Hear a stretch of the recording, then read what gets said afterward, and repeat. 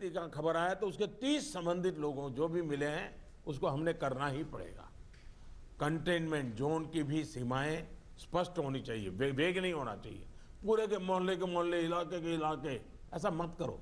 अगर 2 फ्लैट हैं, एक इमारत में 6 मंजिला है, तो फिर उतनों को ही करो। बगल का टावर है उसको बाद में देखो। अदरवाइज क्या होगा कि हम सब के सब सरल मार्ग यही है कि मेहनत कम पड़ती है, ये कर दो। उस दिशा में मत जाइए। आप सब इस दिशा में सक्रिय हैं, बस हमारी सतर्कता में कोई कमी नहीं आनी चाहिए, यही मेरा आग्रह रहेगा। हमें ये सुनिश्चित करना है कि कोविड फटीग के चलते जमीन तक जाते जाते प्रयासों में सुस्ती किसी भी प्रकार से नहीं आने देनी है।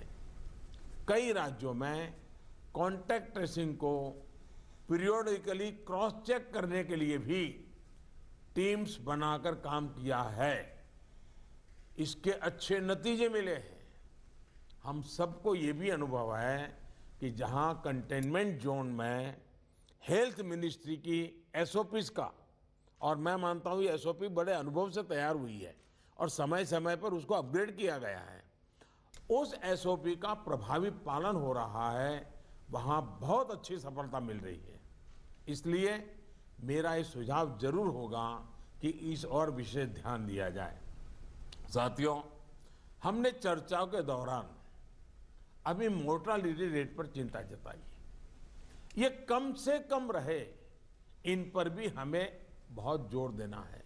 और उसका मूल कारण यही है कि वो रूटीन लाइफ जीता है, मामूली बीमारी ऐसा मान लेता है, पूरे परिवार में फैला देता है और फिर एक स्थिति बिगड़ने के बाद अस्पताल तक आता है, फिर टेस्टिंग होता है और तब चीज़ें हमारे हाथ से निकल जाती है। हमारे पास हर हॉस्पिटल में डेथ एनालिसिस की जानकारी होनी चाहिए। किस स्टेज में बीमारी का पता चला, कब एडमिशन हुआ, मरीज को कौन कौन सी बीमारियां थी, मृत्यु के पीछे अन्य क्या फैक्टर्स रहे, ये डाटा जितना कॉम्प्रिहेंसिव होगा हमें उतने ही जीवन बचाने में बहुत आसानी होगी।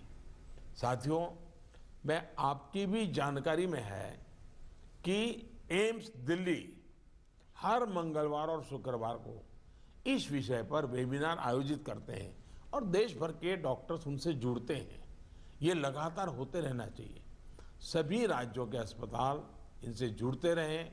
जो नेशनल क्लिनिकल मैनेजमेंट प्रोटोकॉल चल रहा है उनकी जानकारी सबको रहे, ये भी जरूरी है। और ये लगातार कम्युनिकेशन की व्यवस्था है। जो मेडिकल फैकल्टी के लोग हैं उनको उन्हीं की भाषा में उन्हीं को लोग समझाएं, इसका प्रबंध है, इसका लाभ लेना चाहिए। इसी तरह एम्बुलेंसेस, वेंटिलेटर्स और ऑक्सीजन अवेलेबिलिटी की भी लगातार समीक्षा आवश्यक है। अभी तक जब पिछली बार हम पीक में थे, आज भी देश में उतना ऑक्सीजन का उपयोग नहीं हो रहा है और इसलिए एक बार एनालिसिस कर ले हम चीज़ों का, रिपोर्ट को जरा वेरीफाई कर ले हम। साथियों, एक दिन में हम 40 लाख वैक्सीनेशन के आंकड़े को भी पार कर चुके हैं। वैक्सीनेशन पर कई महत्वपूर्ण बिंदु इस चर्चा में हमारे सामने आए हैं।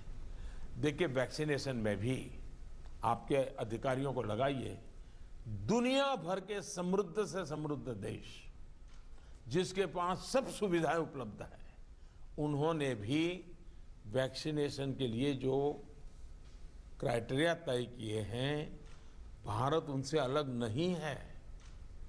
आप जरा स्टडी तो कीजिए, आप पढ़े लिखे लोग आपके पास है, जरा देखिए तो सही।